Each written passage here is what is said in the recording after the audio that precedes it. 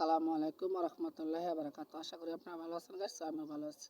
আজকে আপনাদের সামনে আমি নতুন একটা ঘটনা, নতুন একটা কথা বলার চেষ্টা করব যে রাসেল ভাইপার সাপ, যে সাপটা আমাদের দেশে এখন নতুন আমদানি হয়েছে। সো আমি সেই সাপটার বিষয়ে আপনাদের কাছে কিছু কথা বলতে চাচ্ছিলাম। সো রাসেল ভাইপার এটা এরকম একটা বিষাক্ত সাপ, তার একশো বলে আপনি সরাসরি কবরে চলে যেতে হইব। সেই সাপটা এত বিষাক্ত, তার দাঁতটাও অনেকটা বড় বড়, যেরকম আপনারা বোঝায়। আমার কাছে হয়তো এখন সাপটা নাই, এরকম সাইজের সাপের দাঁতটা থাকবে এরকম এরকম বড় বড়। সাপের দাঁতের লাগে এটি সবচেয়ে বড় দাঁত হয় এরকম। সো এরকম যদি হয় সাপের দাঁতটা, সো আপনারা অবশ্যই খেয়াল করে রাখবেন যে সেই সাপের থেকে আপনারা কীভাবে বাঁচা থাকবেন। সাপকে ভয় পেয়ে না, আপনি সাহস করে চলাফেরা করবেন, কারণ সাপ একদিক দিয়ে আসছে বলে যে সারা দেশে আসে তা না। আপনারা সবাই নিজেরা একটু কেয়ারফুল চলবেন, আপনার পরিষ্কার পরিচ্ছন্নতা থাকবেন, বাড়িঘর পরিষ্কার পরিচ্ছন্নতা রাখবেন, তাহলে সাপ বাড়ি ঢুকবে না।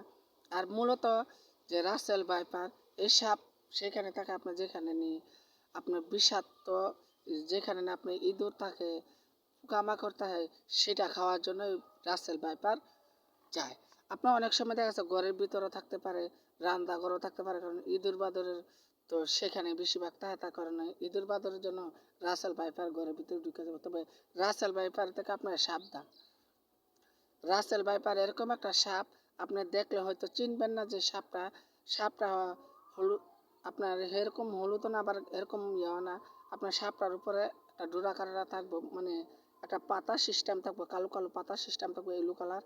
আর সাপটার মুখটা থাকবে ত্রিমুখ, মানে তিন কোনা সাপটার মাথাটা। সো জিব্বাটা আপনার গলাটা সরু থাকবো, আর সাপের বডিটা একটু মোড়া থাকবো, লেজটা থাকবো একদম সরু, এরকম এরকম লেজটা থাকবো সেম টু সেম এরকম চিকুন, আর বাইরে হইব।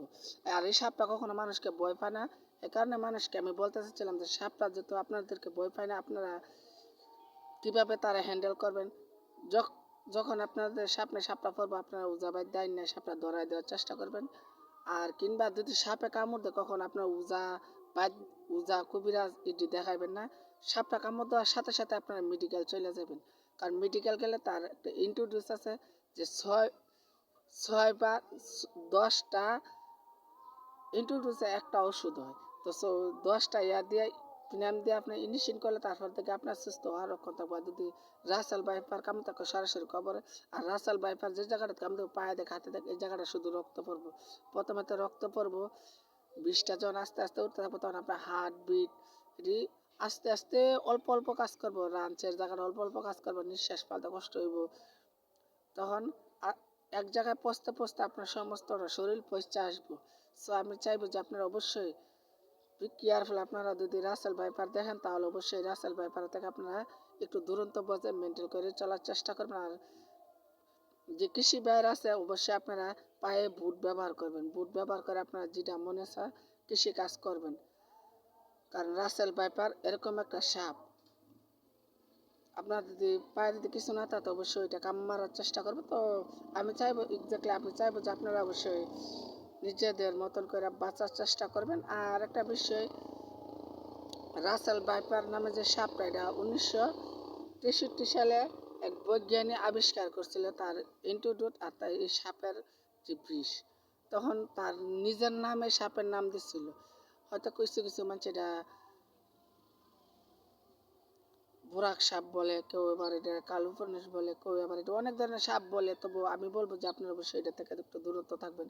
সো আমার ভিডিওটি যদি ভালো থাকে অবশ্যই লাইক কমেন্ট শেয়ার করবেন। সো আসসালামু আলাইকুম রহমতুল্লাহ বরকাত। আশা করি আপনারা ভালো থাকেন, সুস্থ থাকেন। এটি আমার আশা, ভালোবাসা। বিদায় বলতে বিদায় নিয়ে পরবর্তী সবাই আবার আপনাদের সামনে আমি হাজির হবো। আমি বাদশা ভাই, গরিবের বন্ধু।